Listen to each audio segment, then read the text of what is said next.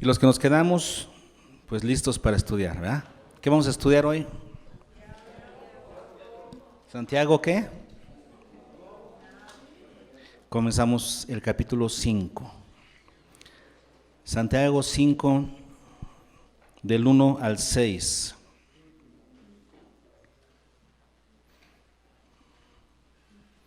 Santiago 5, del 1 al 6.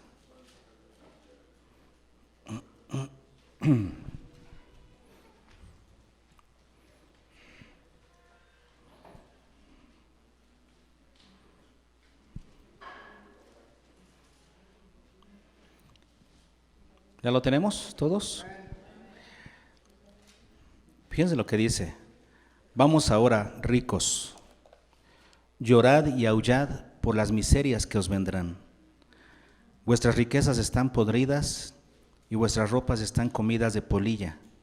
Vuestro oro y vuestra plata están enmohecidos, y su moho testificará contra vosotros, y devorará del todo vuestras carnes como fuego. Habéis acumulado tesoros para los días postreros.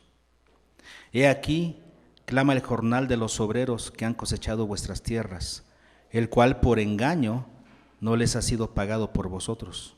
Y los clamores de los que habían cegado han entrado en los oídos del Señor de los ejércitos. Habéis vivido en deleites sobre la tierra y sido disolutos. Habéis engordado vuestros corazones como en día de matanza. Habéis condenado y dado muerte al justo, y él no os hace resistencia. Hasta ahí vamos a estudiar el día de hoy. Yo creo que uno de los sueños o de los deseos más perseguidos por la gente del mundo, por las personas de todo el mundo, es la de ser ricos. Es una añoranza, un deseo de muchos. El tener dinero, el tener bienes en abundancia, ser ricos. Pero vean cómo comienza esta sección, Santiago, en donde va a hablar de los ricos, con un vamos ahora ricos. ¿Se acuerdan de esa expresión? Una expresión similar la dijo en el versículo 13 del capítulo 4. Vamos ahora, los que decís. Es como una exhortación, es como una llamada de atención, para poner atención, porque viene algo, una advertencia grave. Así lo dijo en el 4:13, vamos ahora, y lo repite ahora en el 5, vamos ahora ricos. O sea, escúchenme bien esto. Y entonces Santiago nos va a dar una situación que seguramente sucedía en la iglesia. O sea, en el contexto de la iglesia de aquella época, había personas ricas. Y entonces toma este ejemplo Santiago para hablarnos de ello y para que lo tomemos como una palabra de advertencia para nosotros, para que no anhelemos riquezas. ¿Ok? Vamos ahora ricos, dice aquí. Ahora, ¿qué significa ricos? Rico es aquel que tiene bienes materiales en abundancia. Es aquel que tiene bienes materiales en abundancia. En aquella época esa riqueza podría consistir en tener tierras, en tener abundantes cosechas. O sea, alguien que era rico y porque tenía muchas tierras, todas ellas con trabajadores, todas ellos produciendo, así es que tenía tierras, cosechas, tenía animales. La riqueza de un hombre se contaba por los animales que tenía. Si tenía muchos bueyes, muchos camellos, inclusive burros, entonces era rico. También por la ropa. Una persona común en aquella época solamente tenía una ropa, hasta que se le caía a pedazos ya podía adquirir otra. Era muy caro tener ropa. Cuando alguien tenía un guardarropa con 2, 3 ropas ahí guardadas, es que era rico. La riqueza se contaba por el número de prendas acumuladas y por supuesto por dinero, oro o plata. Entonces, esa era la abundancia que había en aquella época. Alguien rico es alguien que tenía todo esto en abundancia. Ahora, la pregunta para nosotros es, ¿tiene algo malo la riqueza? ¿Tiene algo malo el ser rico? ¿Algo de malo? No. El problema aquí radica en lo que conlleva la riqueza. cuando la riqueza llega a la vida o a la familia de alguien, conlleva una serie de tentaciones, una serie de males que son difíciles de controlar. Muy pocos saben vivir en la riqueza sin que esa riqueza les haga daño. Muy pocos. La gran mayoría es corrompida por la riqueza. El problema no está entonces en el dinero, ni siquiera en tener abundancia, sino en lo que sucede en nosotros con esa abundancia. Y repito, el problema no es el dinero, es lo que conlleva tener abundancia de todas las cosas. Conlleva una serie de tentaciones y una serie de males que no todos sabemos controlar. Ese es el problema. Por ejemplo, si nos vamos a 1 Timoteo, el apóstol Pablo le escribe a Timoteo acerca de los ricos de este mundo y les da consejos. En 1 Timoteo capítulo 6, versículo 17 en adelante dice: Pablo instruye a Timoteo y le dice: a los ricos de este mundo, de este siglo, manda. Tenía que darles un mandamiento a los ricos creyentes, ¿verdad? De ese siglo. Dice: manda que no sean altivos. Eso quiere decir que uno de los males que hay cuando viene la riqueza, ¿cuál es? Que nos volvemos altivos en relación a otros. Cuando antes los veíamos bien, de tú a tú, ¿verdad? Ahora los vemos así. Parece que crecimos, parece que estamos más grandes y que ellos están allá. Son menos que nosotros. ¿Sí? Ya no nos acordamos que nos bajaron del cerro a tamborazos, ¿verdad? Y creemos que ya estamos encima de los demás. Nos volvemos altivos por tener más. Ese es uno de los problemas de la riqueza. Te vuelve altivo, despega los pies del piso. Y luego sigue diciendo Pablo: manda que no sean altivos y ni pongan la esperanza en las riquezas. ¿Cuál es el otro mal de las riquezas? Que comienzas a poner tu esperanza en las riquezas y no en Dios. Si comienzas a depender de lo que tienes, de la abundancia de dinero que tienes, de los recursos que tienes, de los contactos que tienes con otras personas, sí, porque cuando tienes dinero, te llueven los contactos, ¿no? Gente que te quiere hacer favores y gente que quiere tu amistad, y tienes ese tipo de cosas, y comienzas a depender de ese tipo de cosas. Entonces, que no pongan la esperanza en las riquezas, porque las cuales son inciertas. ¿En quién deberíamos poner la esperanza? En el Dios vivo, que nos da todas las cosas en abundancia. Dios nos da todas las cosas que necesitamos en abundancia. Deberíamos de depender de Dios, ¿no? Y estar contentos con lo que Dios nos da. Entonces, cuando vienen las riquezas, comienza a dividirse nuestro corazón entre Dios y las cosas que poseemos. Por eso Jesús le dijo en Mateo 6:24, en el Sermón del Monte, a sus discípulos: no podéis servir a dos señores. No pueden servir a Dios y a las riquezas, porque a uno le van a quedar mal. Sí, es que el corazón se divide y comienzas a depender más de tus riquezas que de Dios. Es que la segunda advertencia, ¿verdad? Aquí, o el segundo riesgo de la riqueza. La primera es que te vuelves altivo. La segunda, que comienzas a poner tu esperanza en lo que tienes y no en Dios. Y luego dice: Dios sí nos da todo lo que necesitamos en abundancia, dice, para que lo disfrutemos. Otro de los problemas con la riqueza es que tienes mucho y no lo disfrutas. No lo saben disfrutar. ¿Por qué? Porque viven para cuidar lo que tienen. Ya no viven para disfrutarlo, sino para cuidarlo. Y tienen miedo de que alguien se los robe, se los quite. Ese dinero, esa abundancia, esos privilegios. Entonces no lo disfrutan. De hecho, nos dice Eclesiastés 6:2, vamos a verlo. El sabio y sus palabras, el predicador en este caso, ¿verdad? El predicador, capítulo 6, versículo 2, vean lo que dice. Bueno, dice desde el 1: hay un mal que he visto debajo del cielo y muy común entre los hombres. El del hombre a quien Dios da riquezas y bienes y honra, y nada le falta de todo lo que su alma desea. Pero Dios no le da la facultad de disfrutar de ello, sino que lo disfrutan los extraños. Eso es algo común en los ricos. Dios no da la facultad. En cambio, cuando Dios te da las riquezas, lo que necesitas en abundancia, Dios junto con ello te da la facultad de disfrutarlo, la capacidad de disfrutarlo. Pero estas otras riquezas no las disfrutan.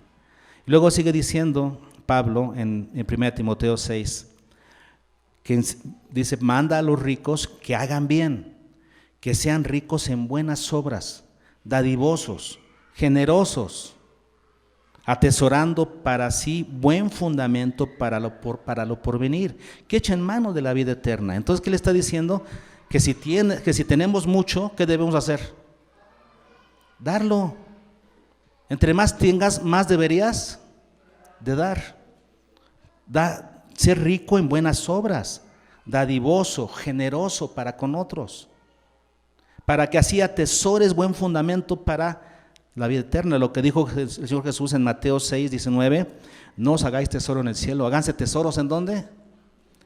Digo, no te hagas tesoro en la tierra, haz tesoros en los cielos. Ok. Entonces, no en la tierra, no acumules. Si comienzas de lo que Dios te da, das, estás haciendo tesoros en el cielo. Entonces, no atesores. Otro de los males, pues, de la riqueza es que quieres estar atesorando para ti mismo, para sentirte bien tú. Así estás haciendo tesoros ¿en dónde? En la tierra. Vamos a estudiar un poquito más de esto.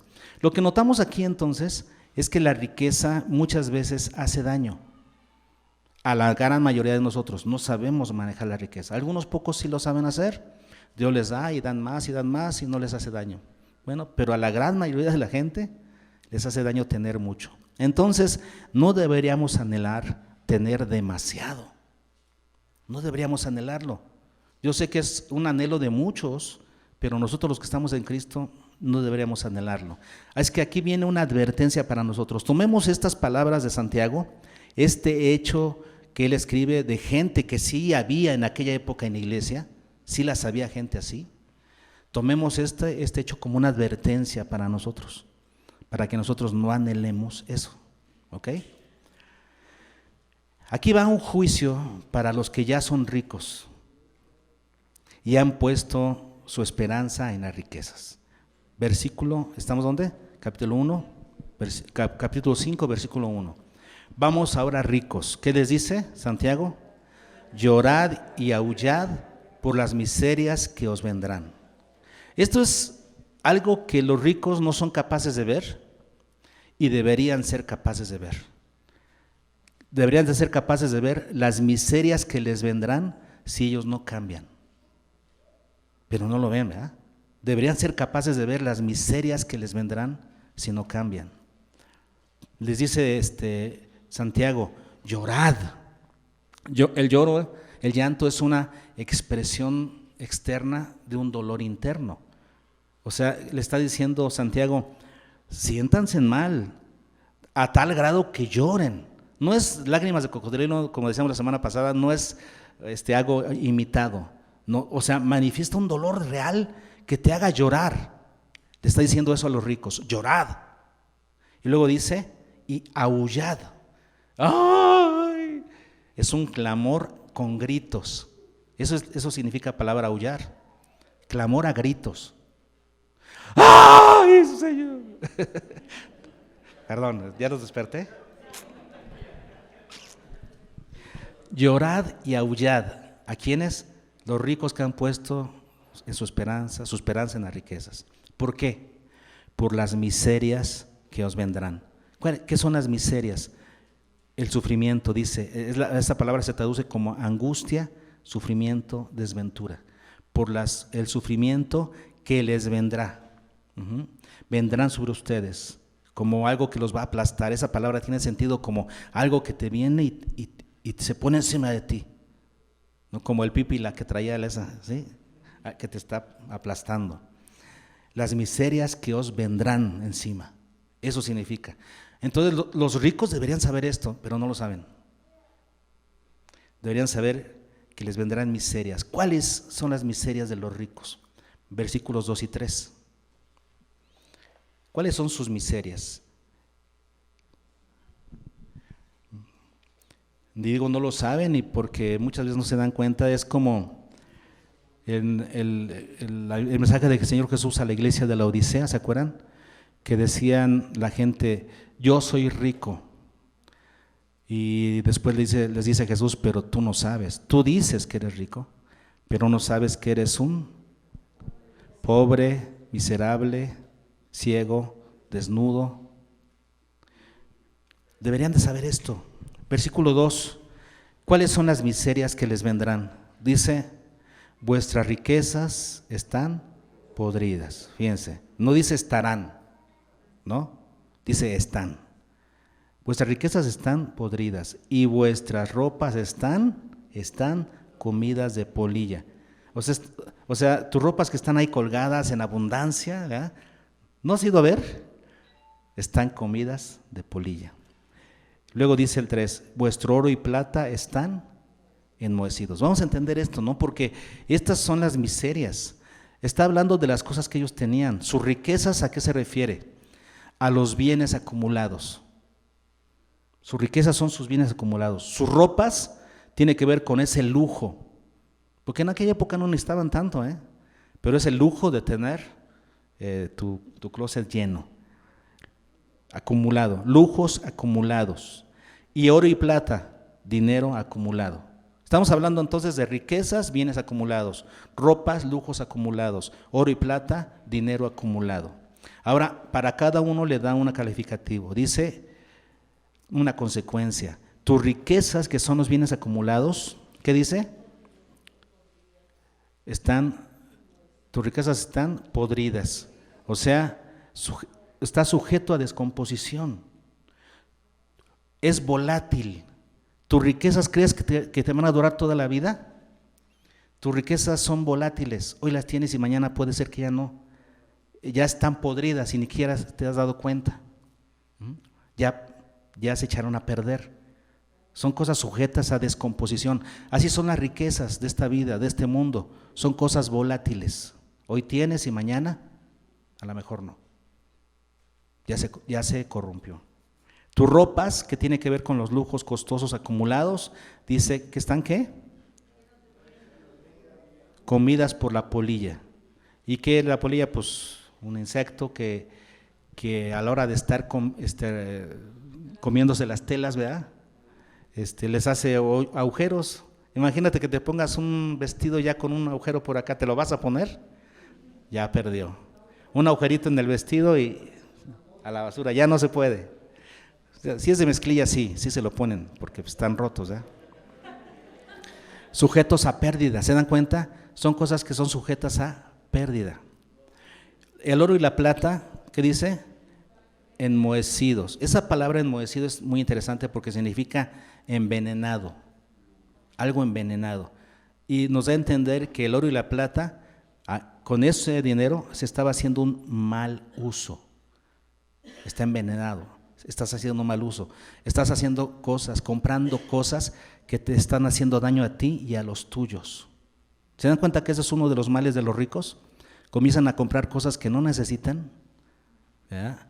Y entonces los hijos comienzan a corromperse. El mal uso del dinero. Entonces aquí tenemos que las riquezas y las ropas nos está hablando de cosas que están sujetas a descomposición, sujetos a la pérdida. Y el oro y la plata está sujeto a que te envenenen y a que le des mal uso al dinero.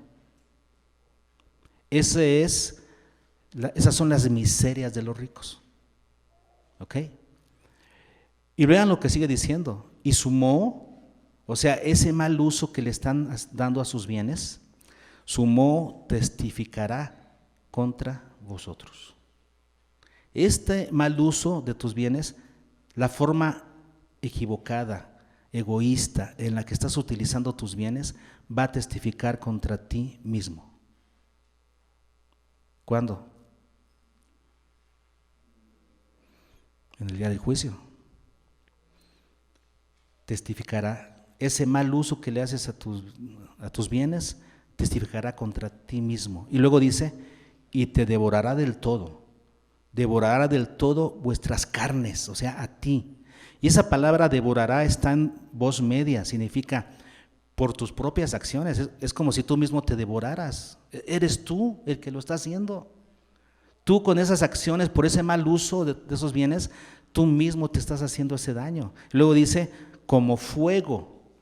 Y esta palabra fuego es la palabra pur, que más que hablar del fuego en sí, nos habla del lugar en donde se pone el fuego, o sea, una pira, el lugar donde se pone la leña para crear el fuego. En otras palabras, tú mismo te estás poniendo en ese lugar, en la pira del fuego. Es algo que tú estás haciendo por tus propias acciones. Tu moho que testifica contra ti te va a hacer que tú mismo te destruyas y tú mismo te pongas en el fuego para ser devorado. Esas son las miserias de los ricos. Ahora, ¿cuál es el problema central de los ricos? ¿Cuál es el problema? Pues lo que sigue diciendo ahí. Dice al final del versículo 5, ¿habéis qué? ¿Cuál es la palabra clave aquí? Acumular. Esa es la palabra clave que debemos entender. No debemos acumular. No está bien acumular. El ahorro es otra cosa. Ahorrar no es acumular. Cuando tú ahorras es porque tienes un propósito. Eso está bien. Entonces juntas dinero porque tienes un propósito. Acumular, ¿qué es? Tener más y más y más sin propósitos. Solamente para sentirte bien. A lo mejor el propósito es ese, es que me hace sentir bien. Entonces no, ese no es un propósito, porque estás poniendo tu esperanza ahí. Así es que ese es el mal, acumular cosas. No debes acumular. Es una enfermedad, de hecho, ¿no? Ustedes han visto en la televisión a las personas que acumulan. Es un mal, es un problema emocional de las personas, pero los esclaviza. Y lo mismo aquí, entonces el problema es, dice, habéis acumulado tesoros para los días postreros. Y algunos dirán, bueno, es que estoy acumulando para mi vejez. Está bien, o sea, para eso has trabajado y seguramente te van a dar tu pensión, o a lo mejor tenías ahí un ahorro para tu vejez, pero hay límites para todo, ¿no? No pongas tu esperanza en eso. Ustedes, está bien, ustedes que trabajan y tienen un trabajo fijo, tienen seguro social, están aportando, van a tener su jubilación, ¿no? Yo no me voy a jubilar porque yo no tengo seguro social y eso, yo tengo un patrón y ustedes no, ¿verdad? Mi patrón me va a mantener hasta donde él quiera, pero ustedes que trabajan, pues procuren eso, pero el mal ¿dónde está? En acumular y tener más y más y más y más. Ese es el mal. Habéis acumulado. Volvemos a la advertencia del Señor Jesucristo, que nos dijo, no os hagáis tesoros en la tierra. No os hagáis tesoros en la tierra. Lo necesario para que puedan seguir ayudando al prójimo y puedan solventar sus necesidades. No más, no deseen más que eso. ¿Por qué no debes hacer tesoros en la tierra? Porque aquí en la tierra, dice, la polilla y el orín corrompen. ¿Qué es la polilla? Eso ya lo decíamos, es un insecto. ¿Pero qué es el orín?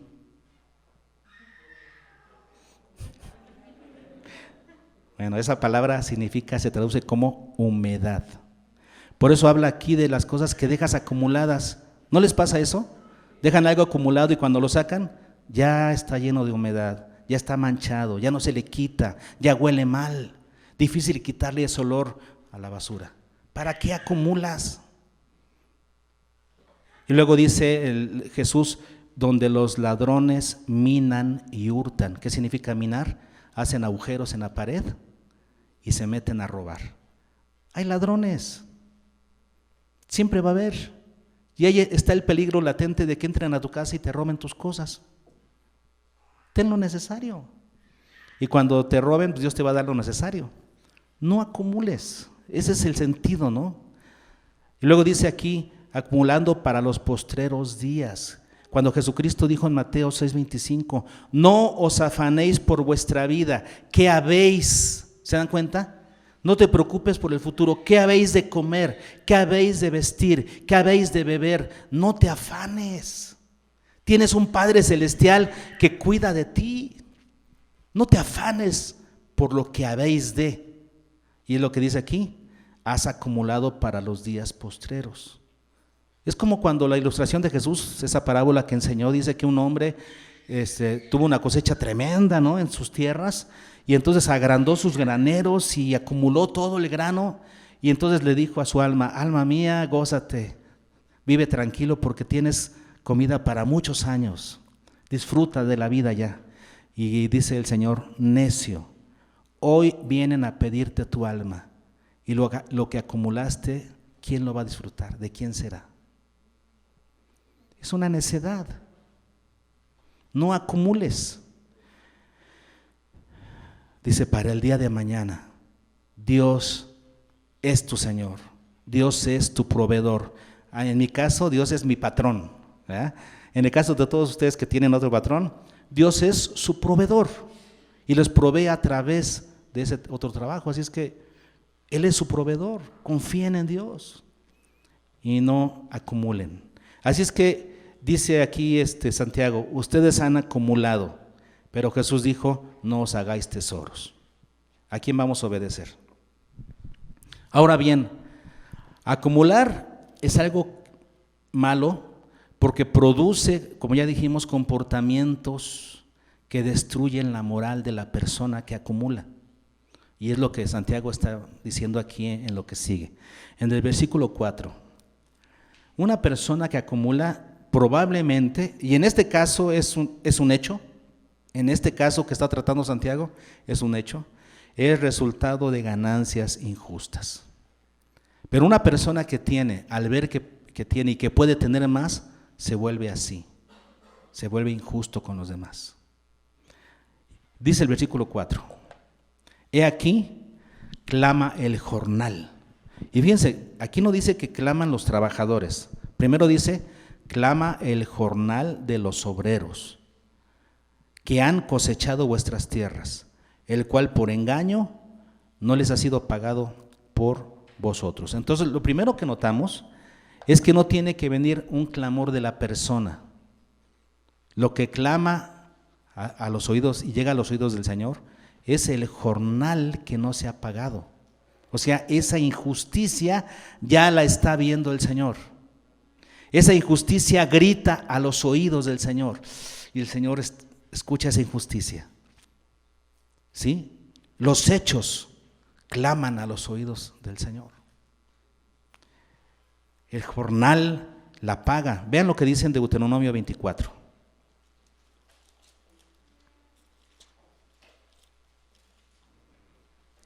Deuteronomio 24, versículos 14 y 15 dice, no oprimáis al jornalero pobre y menesteroso, ya sea de tus hermanos o de los extranjeros, porque a veces decimos, ay, a mi hermano no, pero al extranjero sí, al que no conozco, ay, ¿qué tiene? No, aquí dice, ni a tu hermano ni a los extranjeros que habitan en tu tierra dentro de tus ciudades. En su día le darás su jornal. En aquella época era el pago diario. Hoy trabajó, hoy le das. Lo que trabajó hoy, hoy se lo pagas para que coma. Es su sustento. Dice, en su día le dará su jornal y no se pondrá el sol sin dárselo, pues es pobre y con él sustenta su vida. Y vean lo que sigue, para que no clame contra ti a Jehová y sea en ti pecado. Aquí, según la ley, este obrero, este hombre que recibió esa injusticia, iba a clamar a Jehová, podía clamar a Jehová y a aguas. Pero en este caso Santiago dice, ni siquiera tiene que clamar el jornalero, porque el jornal no pagado ya es un clamor a los oídos de Jehová. Es tremendo, ¿verdad? Ahora dice que ese jornal no se pagó por engaño. Me acuerdo, por ejemplo, los hermanos de la sierra, allá de Durango, ¿no? Como en Durango no hay trabajos, pues van las camionetas de otros estados de la República y se llevan tepehuanos a trabajar a otros lugares, pero los explotan. Allá no les dan dinero, no les dan sueldo, sino que les dan de comer en la tienda de raya, les dan para que ellos compren su alimento y siempre quedan endeudados. Pero por lo menos comen, ¿no? Por engaño, no les pagan bien y creen que con darles de comer ya les están pagando. Y ellos, como son pobres, pues se sienten satisfechos por lo menos con comer todos los días. Pero es un engaño. Y lo mismo sucede aquí. Dice, ese jornal que no les ha sido pagado por engaño de ustedes, dice Santiago. Pero luego dice, el versículo que sigue, en el 4, la segunda parte, y los clamores de los que habían cegado, o sea, aparte de que el jornal ya clama, también los jornaleros también van a clamar. Y dice, de los que habían cegado, han entrado en los oídos. ¿De quién? De Jehová Sabaoth, de Jehová de los ejércitos. Es un título que se utiliza en el Antiguo Testamento. Jehová Sabaoth es Jehová de los ejércitos, o sea, un Dios que sabe pelear sus batallas, un Dios que sabe pelear y ganar sus batallas. Llegarán a oídos del buen Señor, no, de Jehová de los ejércitos. ¿Ok? Aguas con eso. Entonces lo primero que produce, ¿no?, ese acumulamiento de riquezas es ser injusto con otros, obtener más ganancias injustas. Segunda cosa, una vida de placeres. Versículo 5. Habéis vivido en deleites sobre la tierra. Habéis vivido en deleites sobre la tierra y sido disolutos. Entonces, deleites. Un problema de tener todo en abundancia es que ya no se va uno a trabajar. Entonces, ¿qué hace uno? Pues comenzar a gozar de los deleites de la vida. Ya no tienes necesidad de trabajar, entonces pues a ponerse a disfrutar de los deleites. Aquí se refiere a los placeres de la vida. Y esta palabra deleites, fíjense, es la palabra trufao, que significa enervar. ¿Qué es enervar? ¿Qué significa enervar? Debilitar. Por eso las drogas se llaman que son enervantes, porque debilitan la voluntad de la gente. Son enervantes. Enervar significa debilitar. Y es lo que dice aquí, que han vivido en deleites, o sea, en placeres que han debilitado su voluntad. Y entre más placeres admitamos, más vamos a estar debilitando nuestra voluntad, y eso quiere decir que vamos a caer cada vez más hondo en nuestra inmoralidad por los placeres. Entonces, habéis vivido en deleites, en placeres que han debilitado tu voluntad y sido disolutos. ¿Y qué significa disoluto? Ya es disolución, o sea, en libertinaje. Vivir en libertinaje, vivir perdidamente. Cumplir todos tus sueños extravagantes, sensuales y malvados que tenías. No podías, pero ahora como tienes dinero, pues ahora sí los cumples. Vivir en libertinaje total. Así es que eso es lo que sucede cuando tienes en abundancia, que vives en los placeres de la vida. ¿Qué más? Tercera cosa. Vives en una saña abusiva contra los inocentes y desprotegidos. La altivez te volca a tratar mal a los que están en la pobreza, a los que no se pueden defender. En el versículo 6 lo dice: habéis condenado y dado muerte al justo, y él no os hace resistencia. Lo has condenado, o sea, has pronunciado juicio contra él. Le has dado muerte, o sea, es literal, dice aquí, esa palabra significa lo has matado, literal. Has matado al justo, a la persona que no lo merecía, a la persona que estaba viviendo rectamente. Y dice, y él no os hace resistencia, o sea, él no tiene forma de defenderse.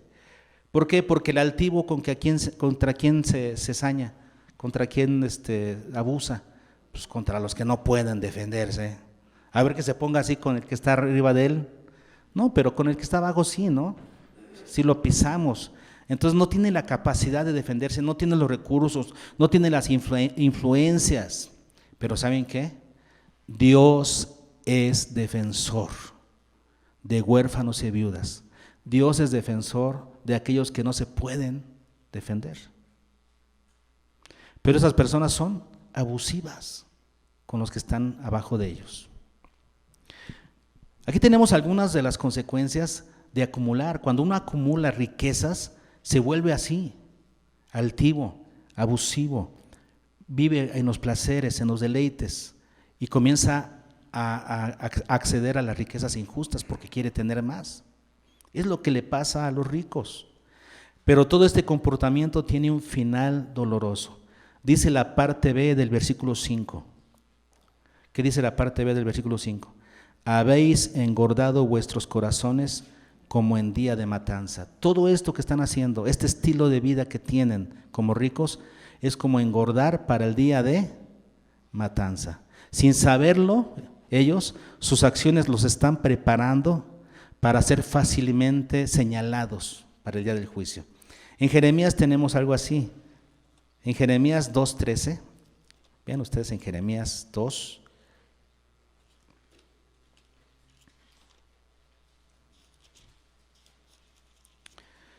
2:13 dice así: porque dos males ha hecho mi pueblo. No, ese no es.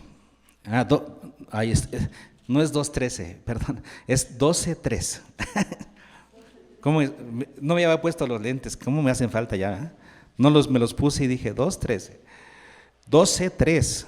Pero tú, oh Jehová, me conoces, me viste y probaste mi corazón para contigo. Arrebátalos a los malos, ¿verdad? Como a ovejas para el degolladero, y señálalos para el día de la matanza. Bueno, ahí está.